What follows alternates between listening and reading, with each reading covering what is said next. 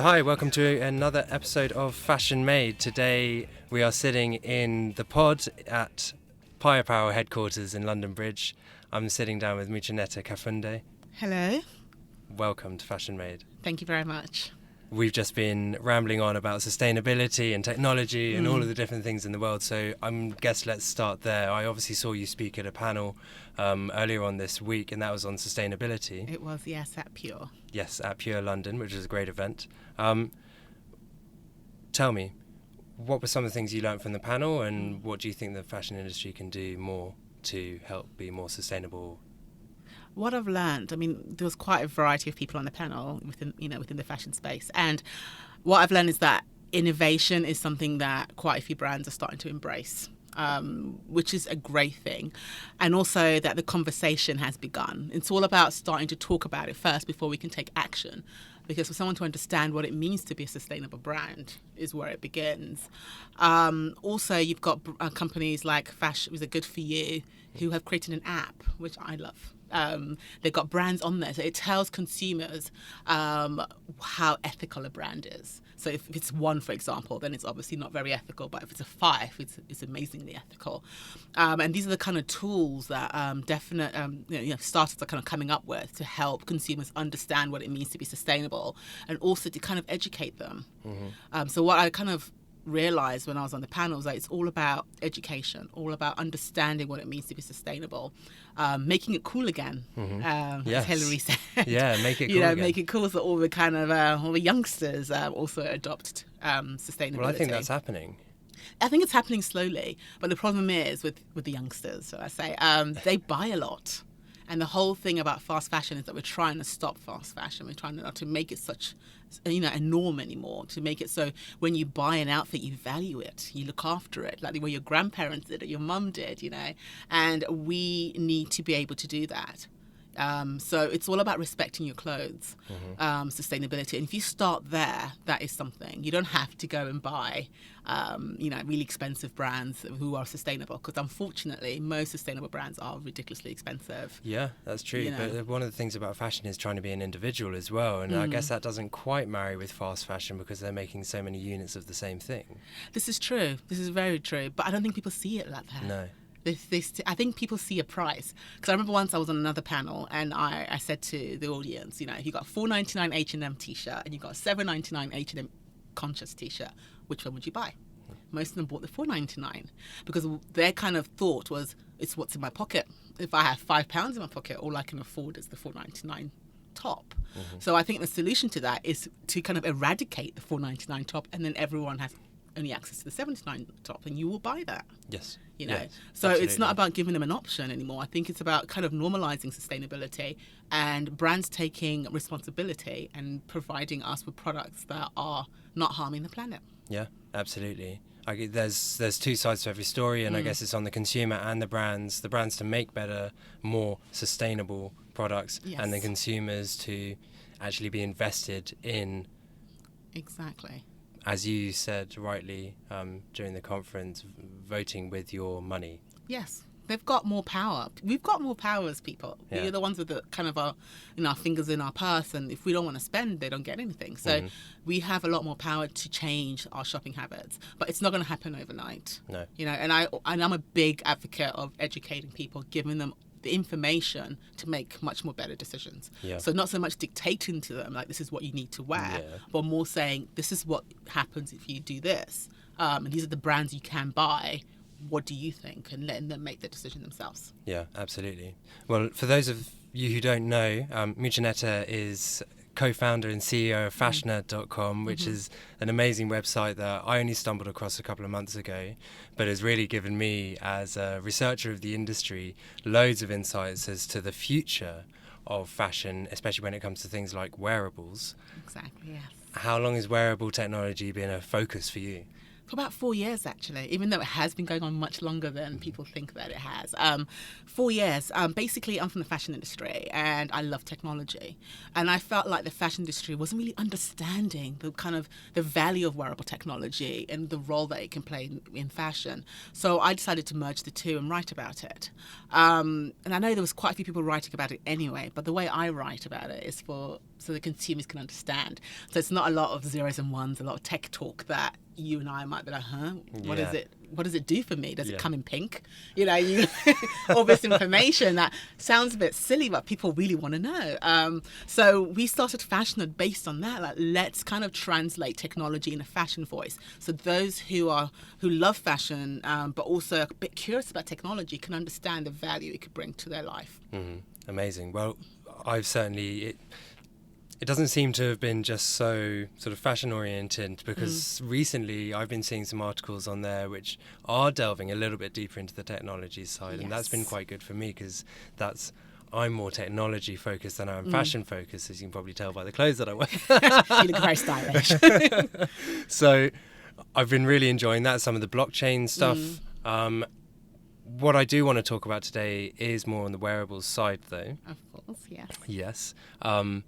Can you tell me what the most exciting thing or couple of the most exciting things that you've been researching in the fashion industry when it comes to wearables are?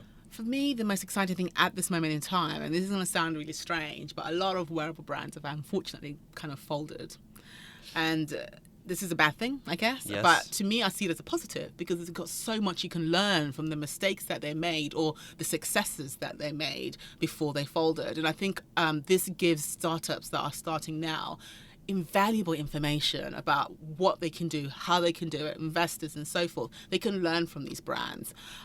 So for me, a lot of people say, oh my God, so-and-so failed. I'm like, no, actually they didn't. They got to a certain point, which we never got to that point before. And people can learn from that. So then the next startup can take that information and go a little bit further and understand maybe the manufacturing or the consumer and kind of bring their wearable tech a little bit higher than the other brand did. So I actually foresee the wearable tech space growing bigger and bigger, because we are starting to understand what the consumer wants. A lot of startups, let's say 4 years ago, were building for themselves. They weren't building for the mainstream consumer. They were building something that they think that they wanted and needed. They didn't take into account whether Joe down the street would wear it. It was more like, would I wear it? Yes, I would.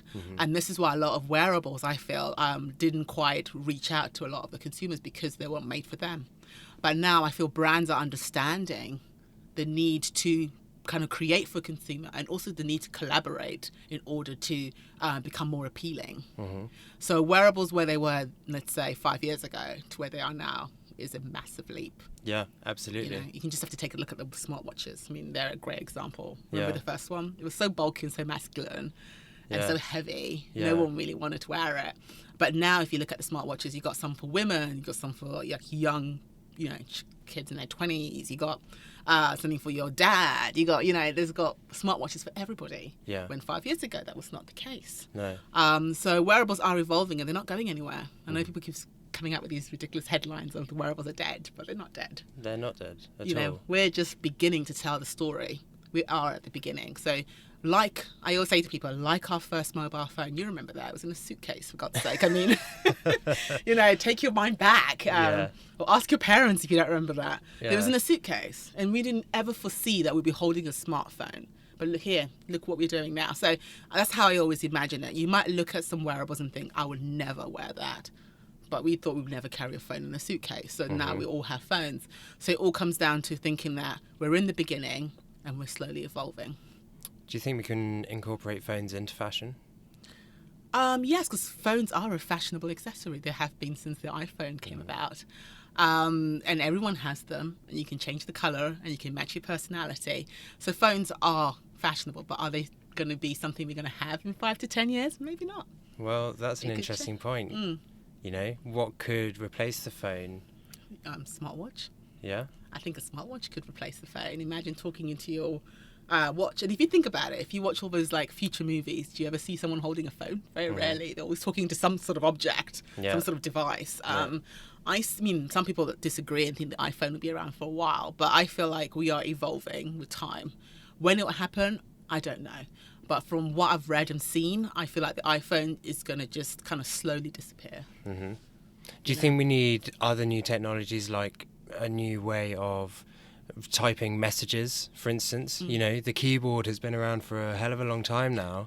Well, what about imagine speaking your message and having it automatically sent? Yeah. Saying, send message to George, I will meet you at 9 p.m. Send. Yeah. and it's gone. So we're looking at voice technology Voice improving. technology is massive. Yeah. It's slowly evolving, and same thing with hearables. It's all slowly evolving, but it's not something that is being pushed, I don't think, as much. But it's becoming like a big thing. Like my partner Muchaneta, he's massive on hearables. Like he feels like he can imagine women wearing earrings that are actually headphones. Yes. And I think Yeah, there yeah. are actually a startup that I wrote about. Yeah, you did. Yes, you did. you know what I'm Yeah. I read the referring to, article yeah. about half an hour ago. Yeah, you did. With a really fantastic earring that kind of becomes an earring and a headphone all at once, and it's for women. And I love those ideas. And, you know, some of these ideas you might look at and be like, oh, they're foolish. But I feel like it's all about those kind of ideas, you know? Absolutely. And, you know, do you remember the first time you could go on the internet on your phone?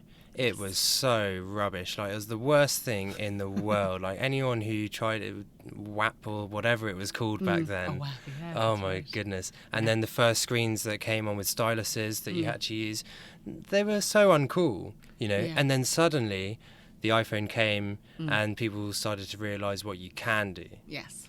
And so certainly in voice recognition technology, it's going to need that kind of huge innovation leap from what is there now, which is not bad. I mean, my friends have Alexa and I go around I and have I'm still Alexa. amazed by it from my perspective, Yeah. because I'm quite old school and not on the edges. I'm not Tech. so. Do you know, I've got Alexa, and I think the idea behind Alexa is brilliant. Alexa herself, not so great. No, There's not a been fan. times. No, do you know what it is? There's been times I've been watching TV and Alexa hears the TV and thinks I've asked to demand, and then says to me, "I don't know how to do that." You know, you're like, well, "I didn't say anything." Shut up, You Alexa. know?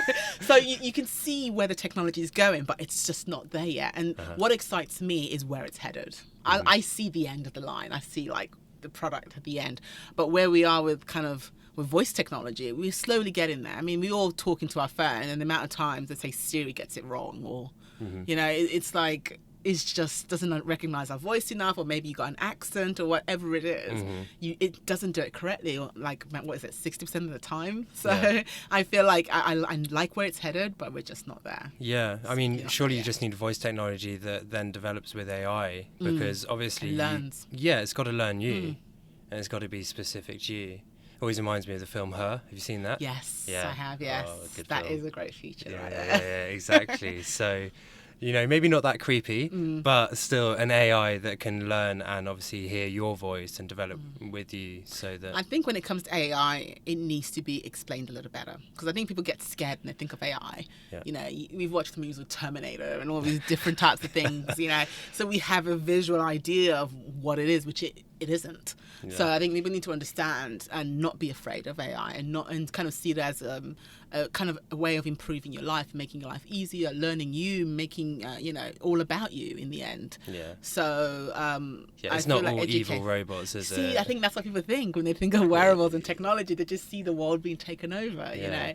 But I'm sure, like, our great-grandparents or our grandparents thought the same thing with the mobile phone. You know, it was default, Yeah. you know. You know, look, your other option is to go and live on a beach hut, and that's just it. You know, just live on the beach your whole life. But you're not going to do that. No, you you're know? not. You So, know, it's modern you know. life.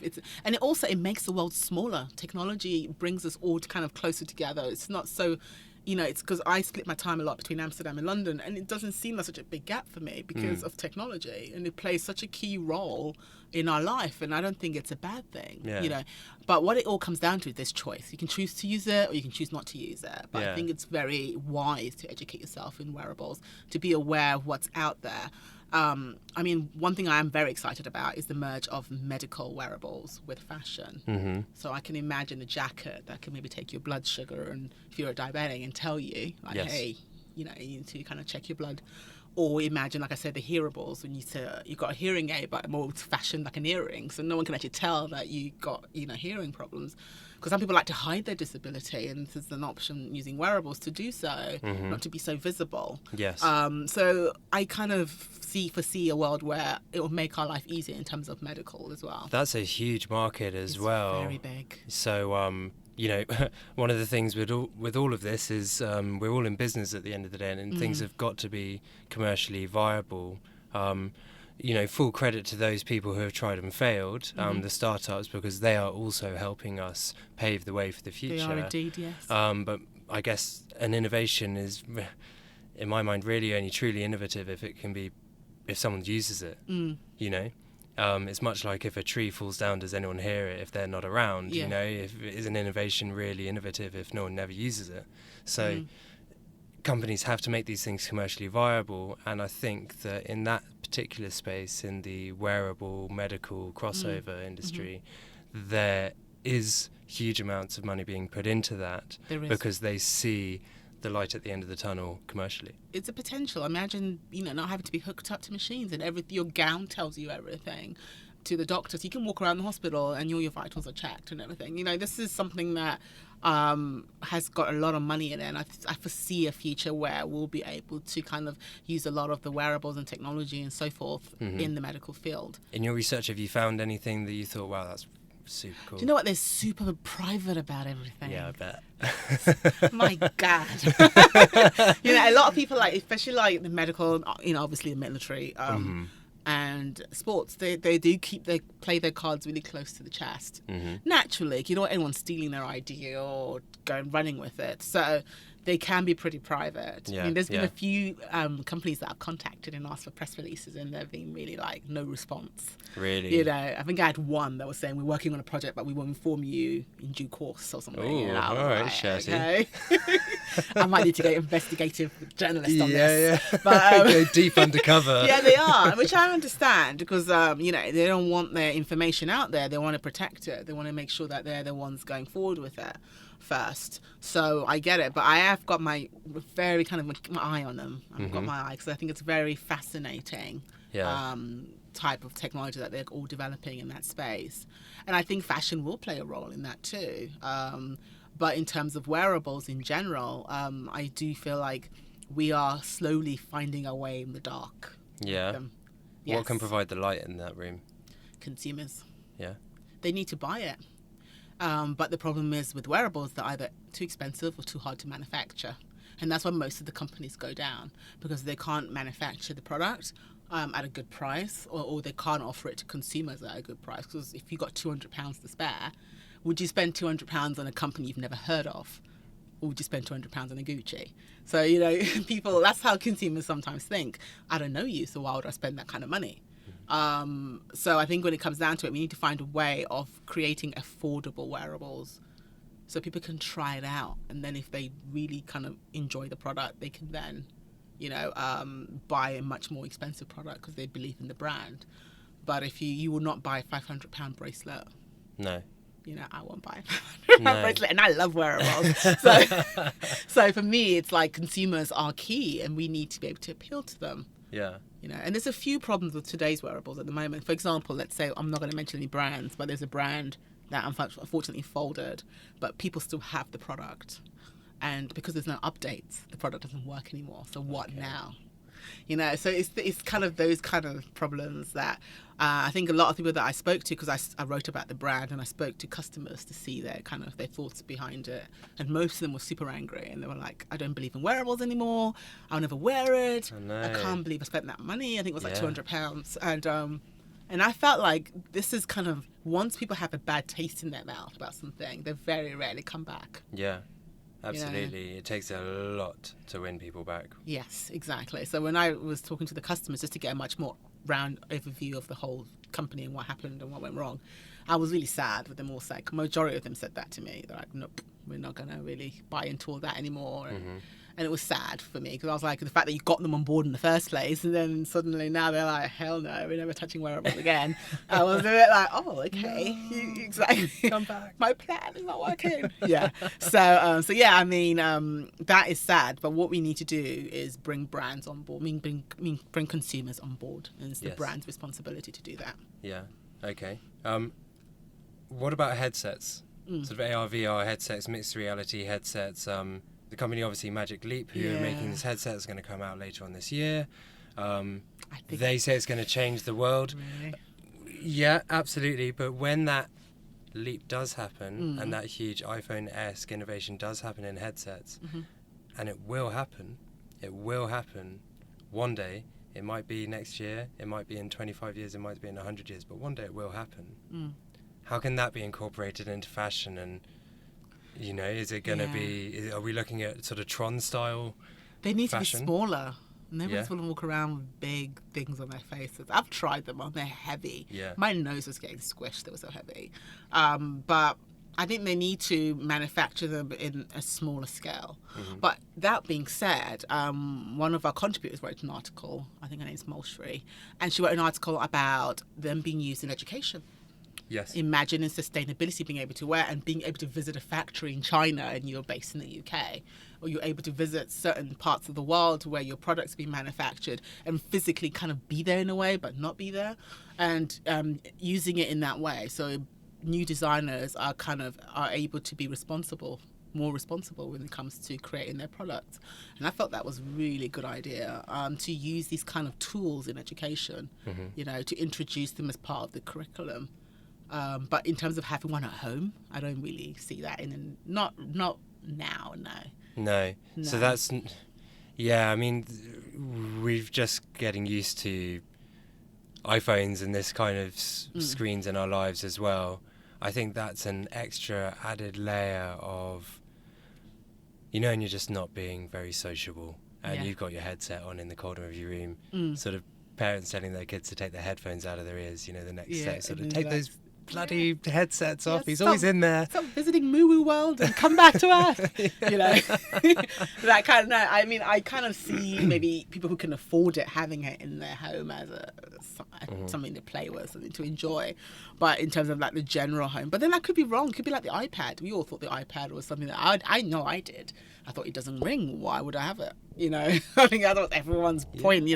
So it could be like an iPad where we don't really have much use for it, but then we end up having it in our life and we can't believe we ever lived without it. Yeah. So it could end up being that way, but.